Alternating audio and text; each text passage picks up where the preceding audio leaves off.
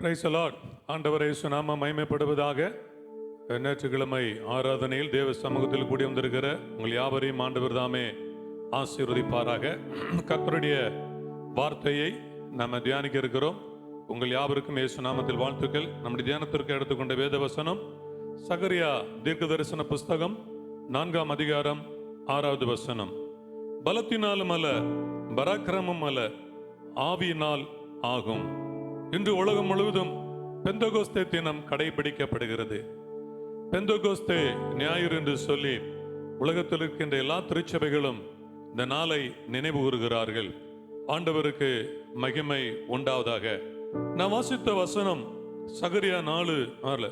பலத்தினாலும் அல்ல, பராக்கிரமும் அல்ல, என் ஆவியினாலே ஆகும் என்று ஆண்டவர் சொல்கிறார்.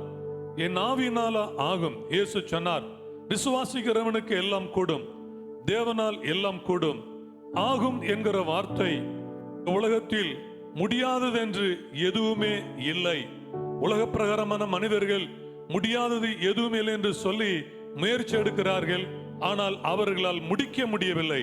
ஆனால் ஆண்டவருடைய வார்த்தை சொல்கிறது, நம்முடைய பலம் அல்ல, நம்முடைய பராக்கிரம் அல்ல, தேவ ஆவியினால் ஆகும். இந்த காலை நேரம் தேவனுடைய வார்த்தை கேட்கின்ற அருமையான தேவ ஜனமே, கிறிஸ்துவுக்குள் பிரியமான சகோதர சகோதரிகளே, தேவ ஆவியானவரை நீங்கள் விசுவாசிங்கள்.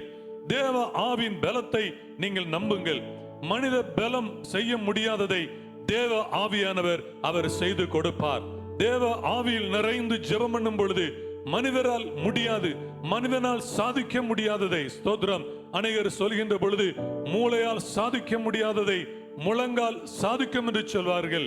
வெறும் முழங்கால் அல்ல, அது ஆவியில் நிறைந்து இருக்கிற முழங்கால். Praise the Lord. ஆவியினால் நிரப்பப்பட்டு ஜெபிக்கிற ஒரு அனுபவம் அநேக நன்மைகளை கொண்டு வரும். உங்களுடைய மாம்ச பலம், மனித பலம் முடியாத காரியம். இன்றைக்கு மனிதன் தன்னுடைய மாம்சத்தினால், தன்னுடைய பலத்தினால், தன்னுடைய அறிவினால் எத்தனையோ காரியங்களை செய்வதற்கு ஓடுகிறான். ஆனால் கடைசியில் அநேக காரியங்களை தோற்று போகிறான். பணம் இருக்கிறது, செல்வம் இருக்கிறது, பணபலம் இருக்கிறது, ஆனா ஆவியின் பலம் இல்லை. ஒரு மனிதன் ஒரு மருத்துவரிடத்தில், யா, ஒரு 6 கோடி ரூபாய் தருகிறேன், என் ஜீவனை காப்பாற்றுங்கள் என்று சொன்னாராம். அந்த மருத்துவர் சொன்னார், நீ 600 கோடி கொடுத்தாலும் 6000 கோடி கொடுத்தாலும் இன்னும் 6 நிமிடங்களுக்கு வரை உன்னுடைய ஜீவனை காப்பது கடினமான காரியம்.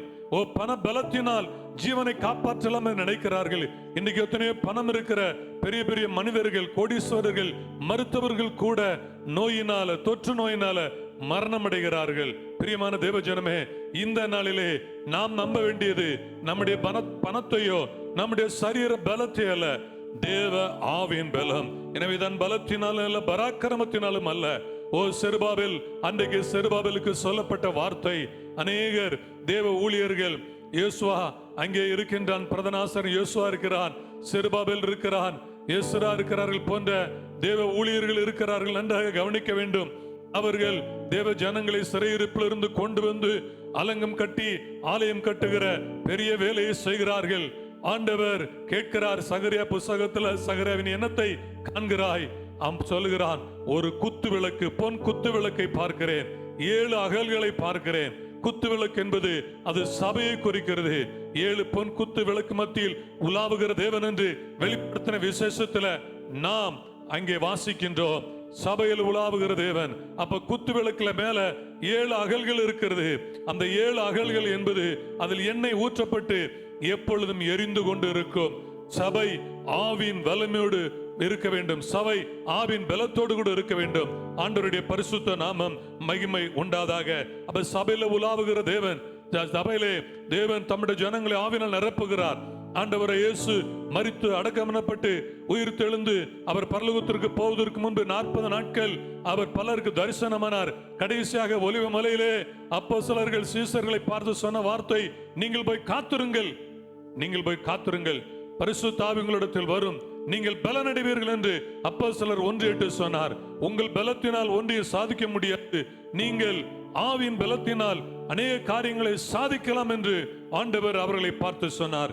இந்த நாளிலும் நான் உங்களோடு கூட ஒரு 3 காரியங்களை நான் பகிர்ந்து கொள்ள விரும்புகிறேன். ஒன்று, பலத்தினாலும் அல்ல, பராக்கிரமத்தினாலும் அல்ல, தேவ ஆவினாலே ஆகும். என்ன ஆகும்? ஸ்தோத்திரம். பேதுரு சுய முயற்சியினால் கர்த்தரை பின்பற்ற நினைத்தான், கர்த்தரை சேவிக்க நினைத்தான், தோற்று போனான்.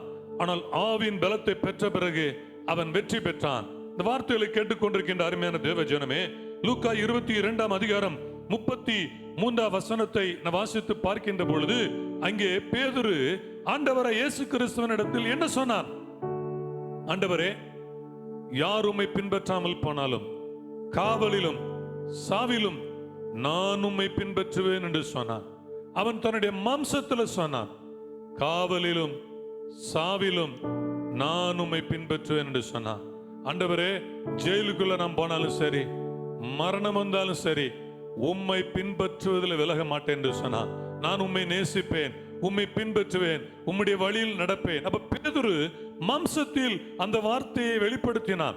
ஏனென்றால் ஆண்டவர் இயேசு மத்தேயு 16 அதிகாரத்துல நீர் ஜீவனுள்ள தேவனுடைய குமார கிறிஸ்து என்று அவன் சொன்ன பொழுது மாம்சமும் இரத்தமும் இதை உனக்கு வெளிப்படுத்தவில்லை. அந்த வார்த்தை அநேக நேரங்கள்ல பேதுரு மாம்சத்துல சொல்வான். இப்பொழுது அவன் மாம்சத்துல நான் கர்த்தரை பின்பற்றுவேன், நான் பயபக்தியா வாழ்வேன், நான் கர்த்தருக்காக பிரகாசிப்பேன், கர்த்தருக்காக அதை செய்வேன், இப்படி செய்வேன், நான் இப்படி ஜெபம் பண்ணுவேன், இப்படி கர்த்தருக்காக ஊழியம் செய்வேன். நம்ம மாம்சத்துல சொன்னா தோற்று போக முடியும். மாம்சத்துல நம்ம ஆண்டவரை உண்மையை பின்பற்ற முடியாது, நம்ம தோற்று போவோம். பேதுரு தோற்று போனான். காவலிலும் ஆண்டவரே சாவிலும் உம்மை பின்பற்ற சொன்ன பேதுரு ஒரு பெண்ணுக்கு முன்பாக இயேசுவை மறுதலித்தான். ஒரு பெண்ணுக்கு முன்பாக இயேசுவை மறுதலித்து அவன் மனம் கசந்து அழுதான். அப்பொழுது அவன் புரிந்து கொண்டான், என் மாம்ச முயற்சியில் நான் கடவுளை காண முடியாது. உலகத்தில் நிறைய சாமியார்கள் மாம்ச முயற்சியில் தாடி வளர்ப்பதனால், முடி வளர்ப்பதனால், உணவு அருந்தாமல் இருப்பதனால், காடுகளுக்கு போவதனால், வெறுங்காலால் நடந்து போவதனால் கடவுளை காண முடியும் என்று நினைக்கிறார்கள். தவறு, முடியாது. இயேசுவே தம்மை நமக்காக வெளிப்படுத்தினார். அப்பா, நம்ம மாம்ச பலத்துல கடவுளை சேவிக்க முடியாது, தோற்று போவோம், கடவுளுடைய வழியில் நடக்க முடியாது. ஆவியானவர் நமக்கு உதவி செய்கிறார். பரிசுத்த ஆவியானவருடைய வல்லமை நமக்கு உதவி செய்கிறது. பேதுருவை பாருங்கள், அவன் மாம்சத்துல தோற்று போனான், பின்பற்று தோற்று போனான். ஆனா அதே பேதுரு அப்போஸ்தலர் நடவடிக்கைகள் 2 அதிகாரத்துல அவன் ஆவியினால ஜெபம் பண்ணான். பரிசுத்த ஆவியின் வல்லமையினால அவன் நிறைந்து ஜெபித்தான். ஜெபித்து எழும்பி அவன் ஆவியில் நிரப்பப்பட்டு அன்னை பாஷையில பேசி அவன் எழும்பி நின்று கர்த்தருடைய வார்த்தை பிரசங்கம் பண்ணினான். அவனுடைய ஒரே பிரசங்கத்துல 3000 பேர் ரட்சிக்கப்பட்டார்கள். அவன் ஒருவன் ஆண்டவரை பின்பற்ற முடியல. அவன் அபிஷேகம் பெற்ற பிறகு அவன் ஆண்டவரை பின்பற்றினான். அவனோடு கூட 3000 பேரை கர்த்தரை பின்பற்றக்கூடிய ஒரு சக்தி அவனுக்கு கிடைத்தது, வல்லமை அவனுக்கு கிடைத்தது. அதான் பலத்தினாலும் அல்ல, பராக்கிரமத்தினாலும் அல்ல, ஆவியினால் ஆகும். ஊழியம் செய்கிற ஆண்டவருடைய பிள்ளைகள், உங்க சக்தியினால, உங்கள் பலத்தினால ஆத்துமாக்களை ஆதாயம் பண்ண முடியாது, ஆத்துமாக்களை அறுவடை பண்ண முடியாது, ஆத்துமாக்களை நடத்த முடியாது. ஒருவேளை யாராவது ஒரு ஊழியர், சபை நடத்துகின்ற ஊழியர் இந்த வார்த்தைகளை நீங்கள் கேட்டுக்கொண்டிருந்தால், நீங்கள் உங்களுடைய பலத்தினால் யாரையும் நடத்த முடியாது. ஆவியானவருடைய பலம், அதான் பலமும் அல்ல, பராக்கிரமம் அல்ல. அருமையான சகோதரனே, சகோதரியே, நீங்கள் உங்கள் பலத்தினால் ஜெபிக்க முடியாது, உங்கள் பலத்தினால் நீங்கள் ஆண்டவருக்குள்ள ஓட முடியாது. ஆவியானவருடைய பலம் தேவை, ஆவியானவருடைய பலம் தேவை. இந்த நாட்களை காத்திருந்து ஆவியின் பலத்தை பெறுங்க. பரிசுத்த ஆவியின் வல்லமையை நீங்கள் பெற்றுக்கொள்ளுங்கள். ஆவியின் பலம் மட்டுமே உங்களை கர்த்தருக்குள்ள நடத்த முடியும். நீங்கள் கர்த்தரை பின்பற்ற முடியும். ஆண்டவருக்கு மகிமை உண்டாவதாக. இன்னைக்கு பெண்டிகாஸ்ட் டே, பெந்தகோஸ்தே தினம் என்று உலகம் முழுவதும் அனுசரிக்கிறார்கள். அப்போஸ்தலர் 2 அதிகாரத்தில் அந்த பெந்தகோஸ்தே நாளில்தான் பரிசுத்த ஆவியானவர் ஊற்றப்பட்ட பொழுது பேதுரு அவன் ஆவியின் வல்லமையினால பிரசங்கம் பண்ணினான். பழைய ஏற்பாட்டிலே லேவியராகமம் 23 அதிகாரம் 15 முதல் 21 வசனங்கள் வரை வாசித்து பார்க்கின்ற பொழுது அங்கே பெந்தகோஸ்தே பண்டிகை என்பது பஸ்கா பண்டிகைக்கு பிறகு 7 ஓய்வு வாரங்கள்.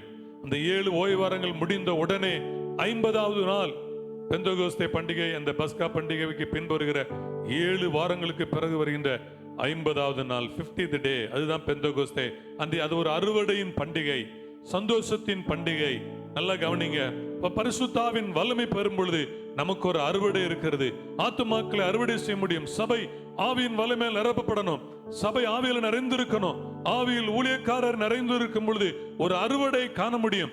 ஆவியில் நிரம்பி சத்துருடைய சகல வல்லமையை நம்ம மேற்கொள்ளணும். எபேசியர் 3 அதிகாரம் 20 வசனத்தில் வாசிக்கிறோம், நாம் நினைப்பதற்கும் வேண்டிக் கொள்வதற்கும் அதிகமாய் கிரியை செய்கிற வல்லமை. Praise the Lord.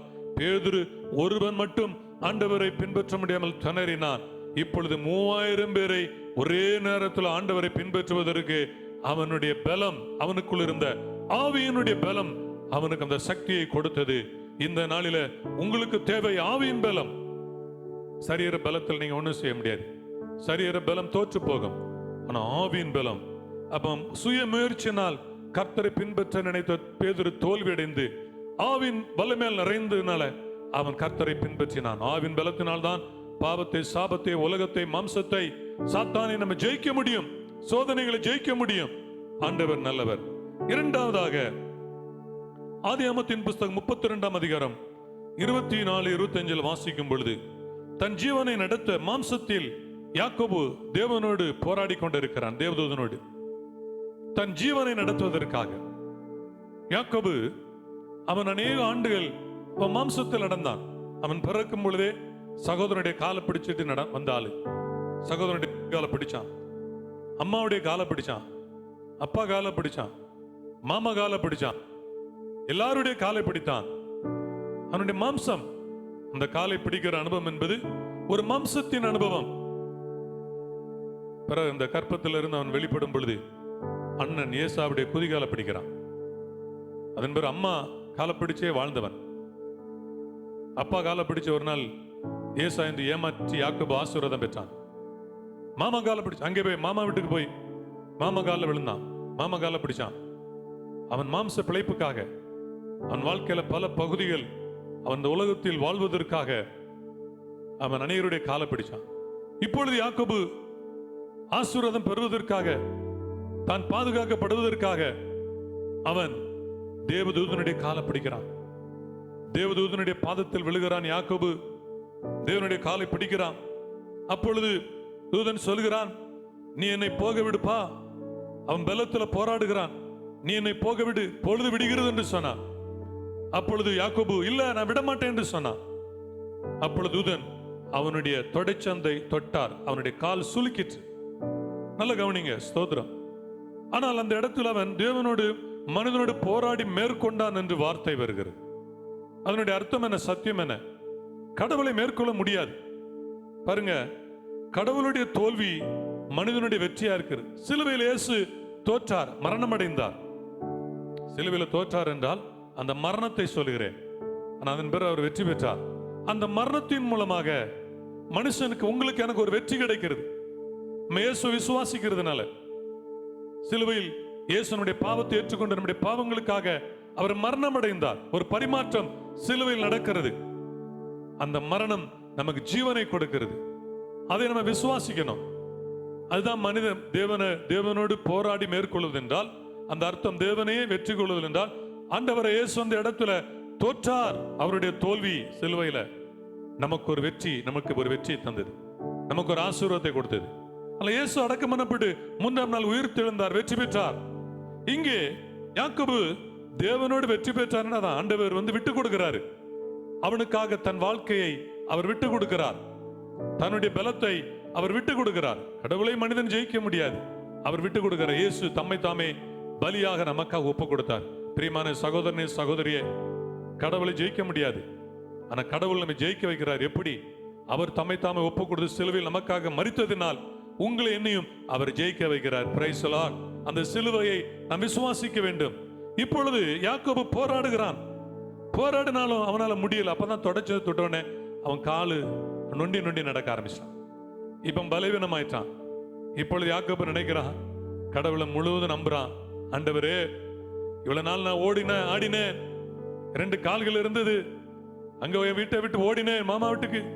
நான் இரவு பகல் வேலை செய்தேன், வனந்தரத்துல ஓடினேன், என் ஆடுகளை பாதுகாத்தேன், நல்ல சம்பாத்தியம் பண்ண. ஆனா இப்பொழுது என்னால நடக்க முடியல. நான் ஒரு பலவீனன் ஆண்டவரே. என் சகோதரன் எதிர்த்து வருகிறான். நான் வாழணும், என் குடும்பம் வாழணும், என் பிள்ளைகள் வாழணும், ஆனால் என்னால முடியாது ஆண்டவரே, நீங்க தான் எனக்கு உதவி செய்யணும் என்று அவன் ஆண்டவரிடத்துல சமர்ப்பித்தபடினால ஆண்டவர் அவன் சகோதரனுடைய மனதை மாற்றி அவனுக்கு ஒரு ஜீவனை கொடுத்தார். 400 பேரோடு கூட ஏசா எதிர்கொண்டு வந்தான் யாக்கோபை கொல்வதற்காக. ஆனால் யாக்கோபு தேவ சமூகத்தில் என் பலமல்ல, அவன் பலமெல்லாம் போயிடுச்சு. அப்படியே நொண்டி நொண்டி நடக்கான், தொடச்சு அந்த சுலுக்கி பலம் போன பிறகுதான் கடவுளே எனக்கு உதவி செய்யுங்க. அநேக மக்கள் எல்லாம் போன பிறகுதான் கடவுள்னு சொல்லுவாங்க. சிலர் அப்படி சொல்ல மாட்டாங்க. சிலர் ரொம்ப கஷ்டப்பட்டதான் கடவுளை தேடி வருவாங்க. ஏதாவது கொஞ்சம் இருந்தாலும் அதை பிடிச்சுக்கிடுவாங்க. ஏதோ கொஞ்சம் பணம் இருக்கு, ஒண்ணுமே இல்லை. இளையகுமாரன் பாருங்க, எல்லாம் போன பிறகுதான் அப்பாவை தேடி வருகிறான். அநேக மக்கள் அப்படிதான் இருக்கிறாங்க. கொஞ்சம் பலம் இருந்தா கடவுளை தேட மாட்டாங்க. கொஞ்சம் பணம் இருக்கு, கொஞ்சம் வசதி இருக்கு, கடவுளை தேட மாட்டாங்க. எல்லாம் பணம். சிலர் சீரோ ஆனாலும் இன்னும் உலகத்துல சொல்ற மாதிரி கீழே விழுந்தாலும் மீசையில மண் ஒட்டல் அப்படின்ற மாதிரி விட்டு கொடுக்க மாட்டாங்க, ஒப்பு கொடுக்க மாட்டாங்க. பிரியமான ஆண்டவருடைய பிள்ளைகளே, உங்க வாழ்க்கையில நீங்கள் பல காரியங்களை தோற்று போனீங்களா? இன்னைக்கு ஆண்டவருக்கு ஒப்பு கொடுங்க. ஆண்டவரே, நான் தோற்று போனேன், என் மாம்சத்தினால, என் முயற்சினால் தோற்று போனேன். இயேசுவே, என்னை உயிர்ப்பியும், எனக்கு ஆவின் பலத்தை தாங்க, என் வாழ்க்கையில் ஒரு வெற்றியை தாங்க என்று சொல்லி ஆண்டவரிடத்தில் கேட்கணும். ரோமர் 1:17 வாசிக்கிறோம், விசுவாசத்தினால் நீதிமான் பிழைப்பான். என்ன விசுவாசம்? 1 கொரிந்தியர் 15:1-5 சொல்லுகிறது, கிறிஸ்துவானவர் வேத வாக்கியங்களின்படி மரித்தார், அடக்கம் பண்ணப்பட்டார், உயிர் தெழுந்தார். அதை விசுவாசிக்க வேண்டும். Praise the Lord. அப்பொழுது உங்கள் வாழ்க்கை ஜீவன் வரும், உங்களுக்கு ஒரு விடுதலை வரும். அப்போஸ்தலர் 16 பவுல் சீலாம் பாருங்க, சரீரத்தில் ஃபுல்லா பலவீனம், அடிக்கப்பட்டு தொழுமரத்தில் மாட்டப்பட்டு கிடக்குறாங்க. சரீரம் எல்லாம் ரத்த காயங்கள். ஆனா அவங்க மாம்சத்துல பலம் இல்லை, அவங்க ஜெயிக்க முடியாது, அதுல இருந்து விடுதலை பெற முடியாது. ஆனால் கர்த்தரை பாடி துதித்தார்கள், ஆவியில நிரம்பினாங்க. ஆவியில பலப்பட்ட பொழுது ஆவியானவர் வல்லமை இறங்கினார். அந்த இடம் அசைந்தது, சிறைச்சாலை அதிர்ந்தது, பூமி அதிர்ச்சி உண்டானது. அது ஆவியானவர் இறங்குறார். அவங்க கைகளில் கால்களில் கட்டுகள் அவிழ்ந்தது, ஒரு விடுதலை பெற்றார்கள். அந்த இடத்துல சிறைச்சாலை அதிபதி ரட்சிக்கப்பட்டான். இந்த வார்த்தையை கேட்கிற தேவ ஜனமே, உங்க வாழ்க்கையில பல கட்டுகள் இருக்கிறதா?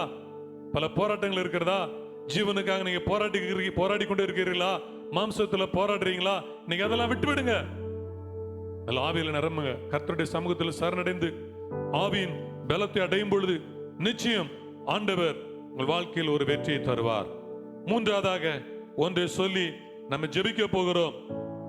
மூன்றாவதாக 1 சாமுவேல் 17:46-47 வாசித்து பார்க்கின்ற பொழுது தாவீது சொல்கிறான் கோலியாத்தை பார்த்து, நீ ஈட்டியோடும் கேடகத்தோடு வருகிறாய். ஸ்தோத்திரம்.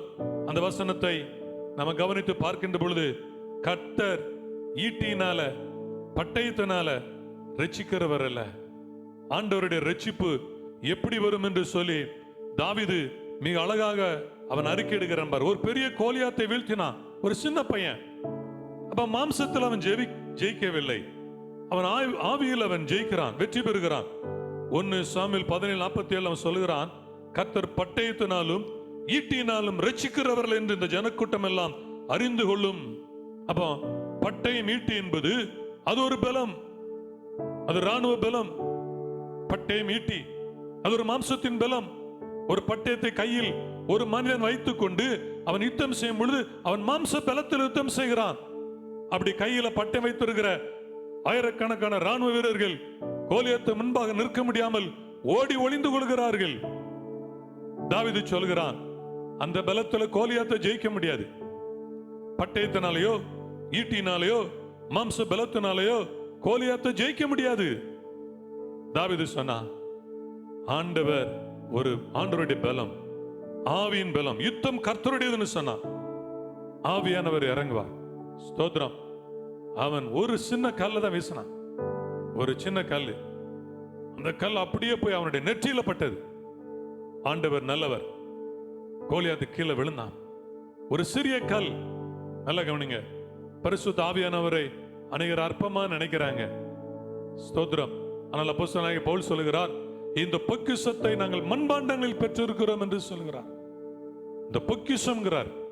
பரிசுத்த ஆவியானவர் பொக்கிஷமா நினைக்கணும். நீங்க ஆவி நிறைவே பொக்கிஷமா நினைக்கணும். அந்த சில ஆண்டுகளுக்கு முன்பதாக ஒரு பேங்க் மேனேஜர் அவர் சொன்னார், பாஸ்டர் சபையில பாடல் பிரசங்கம் எல்லாம் நல்லா இருக்கா, மியூசிக் பாட்டு எல்லாம் நல்லா இருக்கு, ஆனா திடீர்னு நீங்க இந்த அந்நிய பாஷைகளை பேசுறீங்களே கையை தட்டி, அது எனக்கு பிடிக்கவில்லை அப்படின்னாரு. அவர் அதை அற்பமா நினைக்கிறார். சில ஆட்கள் அந்நிய பாஷைகளை பேசி கை தட்டுறது, அவங்க சிலர் வெட்கப்படுறாங்க, அது அற்பமா நினைக்காங்க. சில ஆட்களுக்கு அது அவமானமா நினைக்காங்க. ஸ்தோத்திரம். நல்ல கவனிங்க. அநேகருக்கு அது பைத்தியமாய் தோன்றலாம், பைத்தியமாய் தோன்றலாம். ரட்சிக்கப்படுகிற நமக்கு அது தேவ பலம். சிலுவை பற்றி உபதேசம் கெட்டு போகிறவர்களுக்கு பைத்தியம். சிலர் ஆவியில நிறைந்து ஜெபம் பண்ணுவது அநேகர் பார்வையில பைத்தியமா இருக்கு. சிலர் ஆவியில நிரம்பி பேதைகளை ஞானியாக்குற பேதைகள் மாதிரி இருப்பாங்க. ஆவியில் நிரம்பினால் அபிஷேகம் பெற்ற பிறகு அவங்களுடைய வார்த்தைகள், அவங்க பிரசங்கங்கள், அவங்க செயல்பாடுகளை பார்க்கும் பொழுது எவ்வளவு பெரிய ஞானிகள் கூட அப்படி செய்ய முடியாது. கவனிங்க. ஆவியானவருடைய ஞானம், ஆவியின் பலம். ஆவியானவர் ஞானத்தை கொடுக்கிறார். உலக ஞானம் எல்லாம் தோற்று போகும், ஆவி ஞானம் வெற்றியை கொடுக்கும். இங்க தாவீது ஒரு சின்ன பையன், கோலியாத் அசட்டை பண்ணினா, எல்லாரும் சவுல் அசட்டை பண்ணினா, எப்பா நீ யுத்த வீரன் அல்ல, அவனை அசட்டை பண்ணினார்கள்.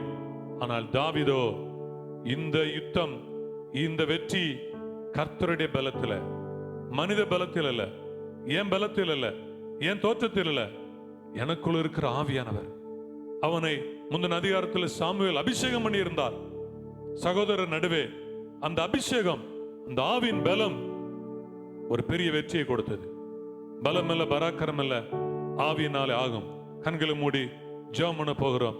இருக்கிற இடத்துல முழங்கால் படியிட முடிந்தவர் முழங்கால் படியிட்டு ஜெபம் பண்ணுங்க. எளிமை நிற்பவர்கள் ஜெபம் பண்ணுவோம். ஸ்தோத்திரம், ஸ்தோத்திரம் ஆண்டவரே, உம்மை நாங்கள் துதிக்கிறோம். ஆவியின் பலத்துக்காக நன்றி. பெந்தெகோஸ்தே நாளில் ஊற்றப்பட்ட ஆவியின் வல்லமை எங்களை நிரப்பட்டும் ஆண்டவரே. இகாபாராபா சந்தனாதாராபா ஓரிமானாதி அந்தரா காபாராதி அந்தராபா. ஓ ஆவியினுடைய பலம் உண்டாவதாக இந்த நாளில் ஆண்டவரே. ஸ்தோத்திரம் அப்பா. ஒவ்வொரு வீடுகளில் இருந்து ஆவியில் நிரம்புவதற்கு ஆவியின் தைரியத்தை கொடுங்க. பயப்படாதே, ஆவியின் பலத்தை கொடுங்க. பலத்தினாலும் அல்ல, பராக்கிரமத்தினாலும் அல்ல, ஆவியினால் ஆகும். தாவீது மேல் அபிஷேகம் இறங்கின உடனே ஒரு கோலியாத்தை அவன் ஜெயித்தான். சிம்சோனில் ஆவியானவர் இறங்கின உடனே ஒரு கழுதை தாடையிலும் எடுத்து 1000 பேரை அவன் கொன்றான். Praise the Lord, praise the Lord, praise the Lord. Hallelujah, hallelujah. ஆவியின் வல்லமையால் ஒவ்வொரு விசுவாசியும் நிரப்புங்கப்பா. ஆவியின் பலத்தால் நிரப்புங்க. தேவ ஆவியானவர் நிரப்புவீராக. ஒவ்வொருவரையும் பலத்தினாலும் அல்ல, பராக்கிரமத்தினாலும் அல்ல, ஆவியினால் ஆகும். நாங்கள் ஒருமனப்பட்டு ஜெபிக்கிறோம். எங்களை ஆவியினால் நிரப்புங்க. மாம்சமான யாவர் மேலும் என் ஆவியை ஊற்றுவேன், மாம்சமான யாவர் மேலும் என் ஆவியை ஊற்றுவேன் என்று சொன்ன எங்கள் தேவனே, உம்முடைய ஆவியை ஊற்றுவீராக. ஒரு பெண்ணுக்கு முன்பாக மறுதலித்த பேதுருவை ஆவியினால் நிரப்பின பொழுது அவனுடைய பிரசங்கத்துல 3000 பேர் ரட்சிக்கப்பட்டார்கள். ஹல்லேலூயா, ஹல்லேலூயா, ஹல்லேலூயா. கர்த்தர் நல்லவர், கர்த்தர் நல்லவர். சவுல் ஆவியினால் நிறைந்து தீர்க்க தரிசனம் சொன்னார். அவனுடைய வாயிலிருந்து தீர்க்க தரிசன வார்த்தை வெளிப்பட்டது. ஆண்டவரே, ஆவியினால நிரப்பி நாவில அக்கினி இறங்கட்டும். எங்கள் ஆவிலே நல்ல வார்த்தைகள் வெளிப்படுவதாக, உம்முடைய வல்லமை வெளிப்படுவதாக. அக்கினியா இறங்கும். பலம் உள்ளவனுக்காயிலும் பலமற்றவனுக்காய் உதவி செய்கிறது லேசான காரியம். பலவீனப்பட்டு இருந்தாலும் பலவீனத்துடன் நாட்கிற பிள்ளைகளை உம்முடைய ஆவியின் பலத்தினால நிரப்பி வெற்றியை கொடுப்பீராக ஆண்டவரே. ஆமென். கொஞ்சம் பேரை கொண்டாயிலும் அநேகரை கொண்டாயிலும் ரட்சிக்க கர்த்தருக்கு தடை இல்லை ஆண்டவரே. உம்முடைய பலம் தான் வெற்றியை கொடுக்கும். உம்முடைய பலத்தை நாங்கள் விசுவாசிக்கிறோம். தேவாவியான ஒரு தொடர்ந்து நடத்தும். இந்த நாள் ஆராதனையில் பங்கெடுத்த ஒவ்வொருவரையும் ஒரு குடும்பத்தை ஆசீர்வதிங்க. தேவைகளை சந்திங்க. பாலாக்கம் கொள்ள நோக்கி விலைக்கு காத்துக்கொள்ளுங்க. தீமைக்கு விலை காத்துக்கொள்ளுங்க. எங்க தேசத்தில் உலகத்தில் இந்த COVID-19 அந்த தீமை அழிந்து போகட்டும். ஒருமித்து ஜெபிக்கிறோம். எல்லாரும் ஒருமித்து ஜெபம். இயேசு நாமத்தினால இந்த கொரோனா வைரஸ் அழிந்து போவதாக. ஜனங்கள் விடுதலை அடைவார்களாக.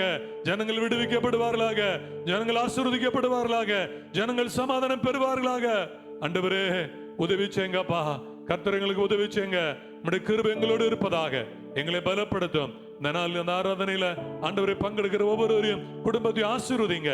தேவையோடு இருக்கிறாங்க, மனபாரத்தோடு இருக்கிறாங்க. தேவைகளை ஆண்டவர் சந்திக்கிறவர். இப்பொழுது மனதில் என்ன விருப்பத்தோடு இருக்கிறார்களோ இந்த விருப்பம் நிறைவேறுவதாக.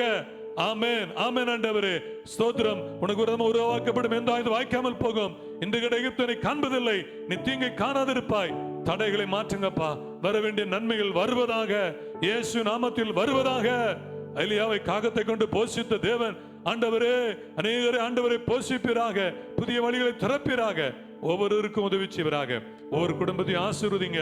கிருபையினால மூடிக்கொள்வீராக. இயேசுவின் நாமத்தில் பிதாவே, ஆமென். நம்முடைய கர்த்தராகிய இயேசு கிறிஸ்துவின் கிருபை, பிதாவாகிய தேவனுடைய அன்பு, பரிசுத்த ஆவியினுடைய நம்மனோடு கூட சகல பரிசுத்தவான்களோடு கூட நிலைத்திருப்பதாக. ஆமென். சரி சொல்லுவோம். என் ஆத்மாவே கர்த்தரை ஸ்தோத்திரி, என் முழுவதுமே கர்த்தருடைய பரிசுத்த நாமத்தை ஸ்தோத்திரி. என் ஆத்மாவே கர்த்தரை ஸ்தோத்திரி, கர்த்தர் செய்த சகல உபகாரங்களை மறவாதே. ஆமென், ஆமென். God bless you. கர்த்தர் உங்களை ஆசீர்வதிப்பாராக. ஆமென்.